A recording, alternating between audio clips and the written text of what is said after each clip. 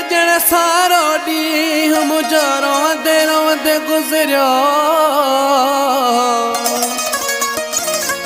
आख़िर मंझां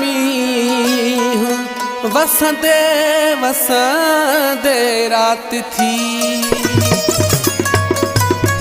मुझे प्री प्यारन दोस्तन जी खैरपुर का फरमाइशा हाजी हाकिम मोहराई, अब्दुल गनी मोहराई ऐं वफ़ा एजाज़ मला कोटड़ी ऐं उन खां अलावा बेहतरीन शायर जो जैसा मां चारई गीत करे रहियो आहियां अयाज़ मला साहब जी ख़ास फरमाइश ते पेश कयूं।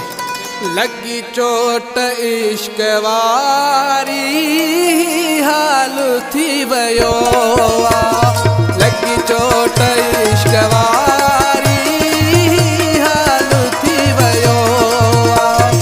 गोले गोले पिरिया खे, गोले गोले पिरिया खे पूरो थी साल वियो। लगी चोट इश्क वारी हाल थी वयो, लगी चोट इश्क वारी हाल थी वयो।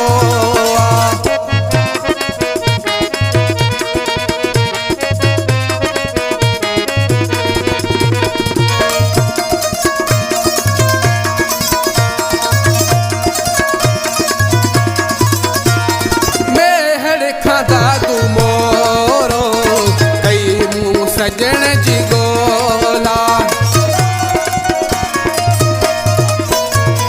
मेहर खादा तू मोरो कई मुँह सजण जी गोला। घोटकी खां जाम शोरो पुछंदो वता थो तोला।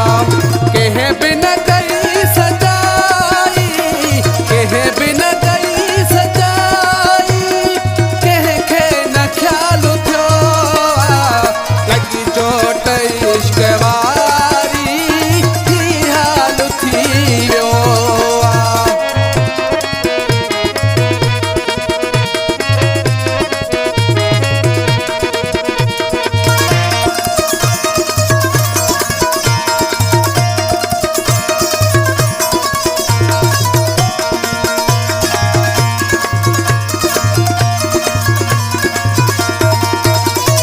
गलरी खां पाट प्यारो सीता पुछी आयो हाँ।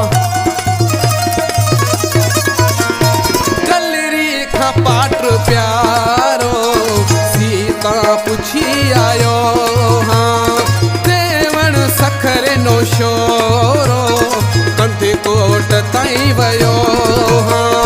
केॾो दास आया, केॾो दास आया, मूंखां कंहिं न पुछो।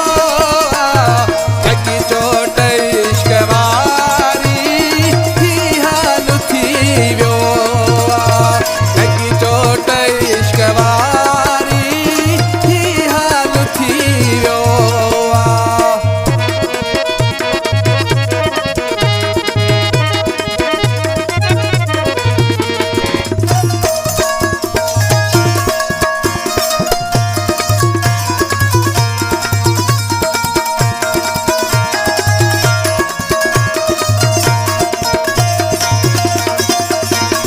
मोहराई गोठ मुंहिंजो अयाज़ मलाह आहे। मोहराई गोठ मुंहिंजो अयाज़ मलाह आहे। खानपुर खां ककड़े वसाई गोरेड़ी आयुस पुछाए। मंज़ूर बिराही चौक ते, मंज़ूर बिराही चौक ते तुंहिंजो पतो पियो।